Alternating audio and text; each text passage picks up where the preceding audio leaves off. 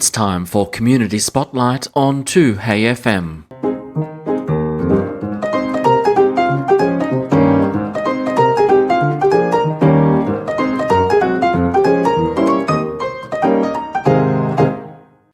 So we're joined by Juliet Middleton, who is the CEO of LiveBig, and she's here to chat to us about some practical tips in regards to getting kids back into school. And we're talking about kids with disabilities, just making their transition a little bit easier. Welcome to the program, Juliet. How are you? Hi, good. Thanks for having me. Well, Happy New Year. It's not too late to say that, is it? I think you've probably got about one more day left until it's February. I'll allow it. Now, first of all, can you tell us a little bit about LiveBig?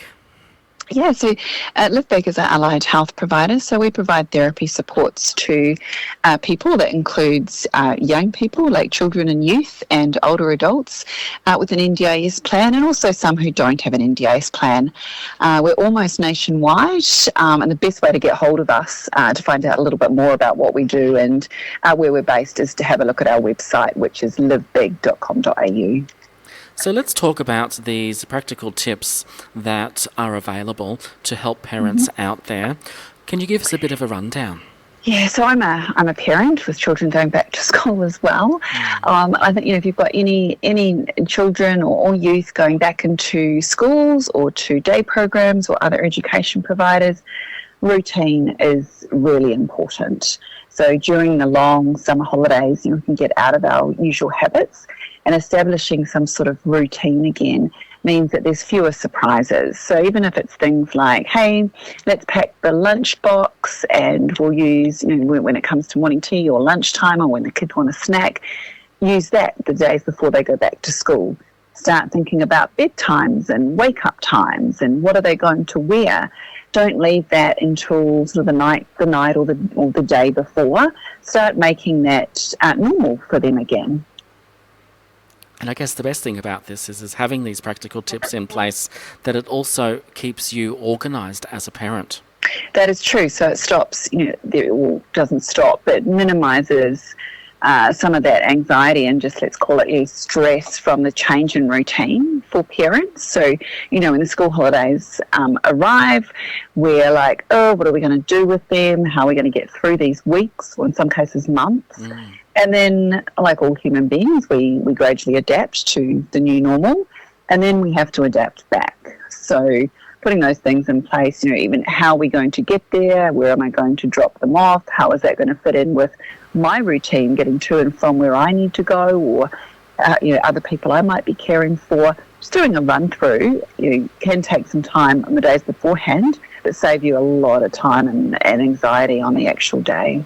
Yeah, because quite often I think is who finds it more difficult. Is it the child or is it the parent? That's very, very true. So, a lot of children are very good at adapting. So, equally some find it very challenging. But, for parents and carers, we are even more set in our ways and used to our norms.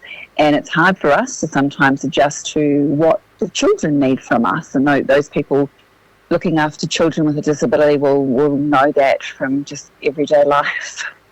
And I would imagine that you would have seen lots has changed since COVID.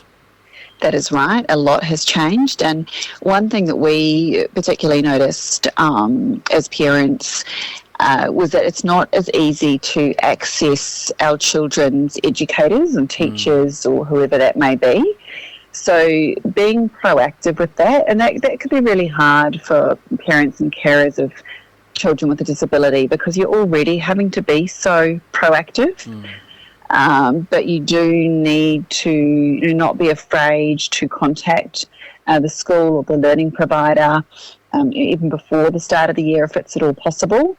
And make those connections, talk through what might be worrying you as well as your child, because that sort of access even during the day, or you can drop off some pickups, it's reduced. It's not as easy to sort of walk in and just see the teacher in the school playground. And if someone is really struggling with this, they can contact LiveBig? They can, yes, and we can give them some other tips and tricks, absolutely. And there's lots of other websites to look at. For example, in the different states, state governments have websites helping with that, so how to go back to school. Lots of other things out there available, but if they'd like to give us a call, we can always point them in the right direction. Fantastic, Juliet. And we might get you to give that website and phone number to the listeners again. Yep. So it's www.livebig, which is livebig.com.au. And on there's contact numbers, and there's ways to email us, and there's information and so forth. Well, thank you so much. Thank you for having me. You're welcome. Juliet Middleton there, the CEO of LiveBig. Have a great afternoon. Thank you. Thank you. Bye-bye.